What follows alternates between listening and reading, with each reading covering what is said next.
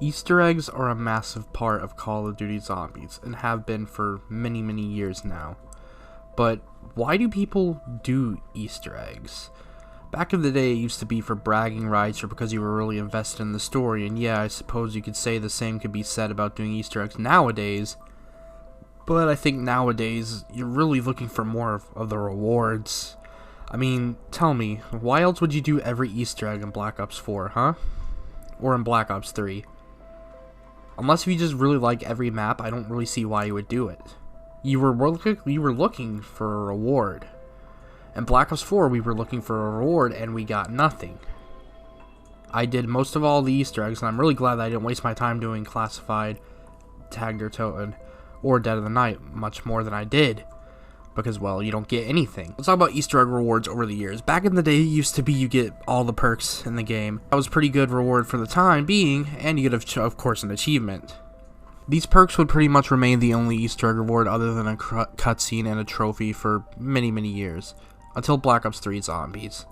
Black Ops 3 Zombies would give players a cool calling card and an RK5 on spawn every single time, after you completed every single Easter egg in Black Ops 3.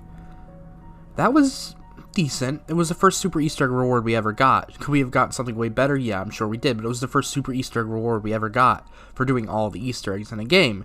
So, you know, you gotta give them credit for that. We can't really give them too much crap for that. Moving forward, Black Ops 4 came out, and like I said, they give us nothing. They give us a completion meter that says, hey, you've completed this many times, and this is your fastest time. And that's literally it, other than a trophy and a cutscene. You don't get any perks. You don't get anything. You did all that for nothing. And Black Ops 4 had some of the harder Easter eggs in the entire franchise. So what was all of it for? Why couldn't they have done better? But there is someone who did do better. Who did way better. I'm talking about Infinity Ward with Infinite Warfare Zombies. Infinite Warfare Zombies just got Easter eggs right. Easter egg rewards right. They just did.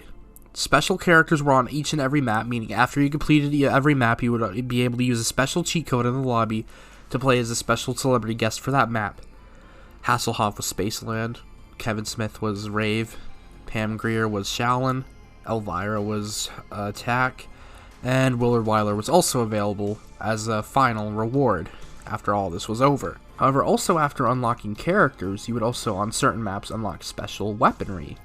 Specifically on Spaceland, you would get the double pack fuses, which you would not be able to use in every game, but after completing the Easter egg in every game, you would be able to use the fuses to have double pack, which doubles your ammo, doubles your damage, and has a special new camo. Even the Redwoods took this up a level. After you complete the Easter egg in every game, you would be given access to the Smiley, which was the Slasher's special weapon. Shaolin took this a step further by having you be able to wall buy the katana every single game after completing the Shaolin Easter egg. Not just after completing the Easter egg in that match, but every single game once you had finished the Easter egg, you could buy that katana for 10,000 points. Now let's talk about the ultimate reward, Director's Cut. Director's Cut is essentially easy mode, God mode. Spawn with 25,000 points and all perks, perma perks, and you have infinite up and atoms, meaning you basically have infinite lives.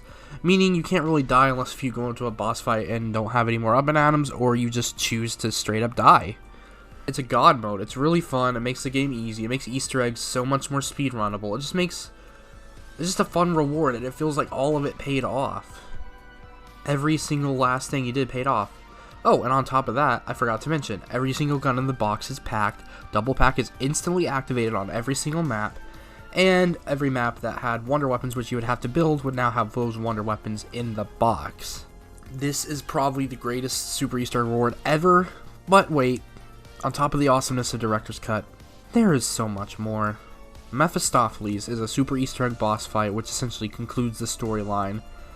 It is the hardest boss, it is the most fun boss, and it is just absolutely nuts. You unlock it after completing all the Easter eggs, again using talismans, and defeating fighting Mephistopheles after completing the Beast from Beyond Easter egg again.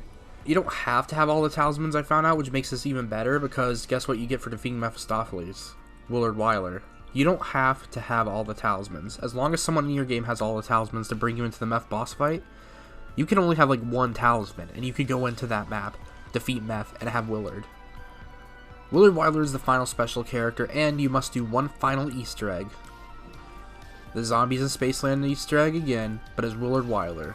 Willard Wyler has a new special weapon, his dagger, which he will spawn in with on top of his Kindle 44s, and you just have to complete the Easter egg as Willard on Spaceland, and then the story's complete. You have finished the Infinite Warfare Zombie storyline, and you have done everything. Oh yeah, and I forgot to mention, you also get really cool calling cards. Two of them, you get 2 really cool calling cards for doing stuff, for doing Super Easter egg stuff. The first one is Demon Slayer for defeating Mephistopheles. It's really cool. And the second one I just like to flex. It's the Willard one for completing Spaceland as Willard. I also like how every single time you do something important for the Super Easter egg, you essentially have to go back to Spaceland. You have to go back to your roots. To unlock Director's Cut, after you complete all the Easter eggs, you have to go to Spaceland and open the Soul Jar to unlock Director's Cut. In order to finish the storyline, you have to go back to Spaceland as Willard. It's just really nice to see everything come full circle. Oh, other games that also did Super Easter egg rewards right, I'm just going to give them shoutouts right now. World War II gives you some very, very good starting weapons, a zombie player model, and I believe some sort of God mode. Maybe it's only on the final map, but I think it's only on the final map. And Exo Zombies. Even Exo Zombies did better than Treyarch recently, guys. Exo Zombies had 2 Easter egg endings on pretty much every map. So yeah, Super Easter egg rewards. Treyarch, get your shit together. And just get your shit together as far as Easter egg rewards go. Infinity Ward showed us that you can do cool Easter egg rewards on every map that's map specific. So I wouldn't expect any less from Treyarch, the literal creators of zombies. In Infinite Warfare Zombies, there's always something to grind towards, always something to look after, to seek after, always something to do for a very, very long time, as long as you have a good pace at earning it. There's so much to do in this game, and that brings so much replayability, and even once you get the rewards, you don't want to stop playing. That's why I think Infinite Warfare Zombies did a terrific job with Super Easter egg rewards. You should constantly want to go back to earn more, or to just enjoy the fruits of your labor. And that's all I really have to say.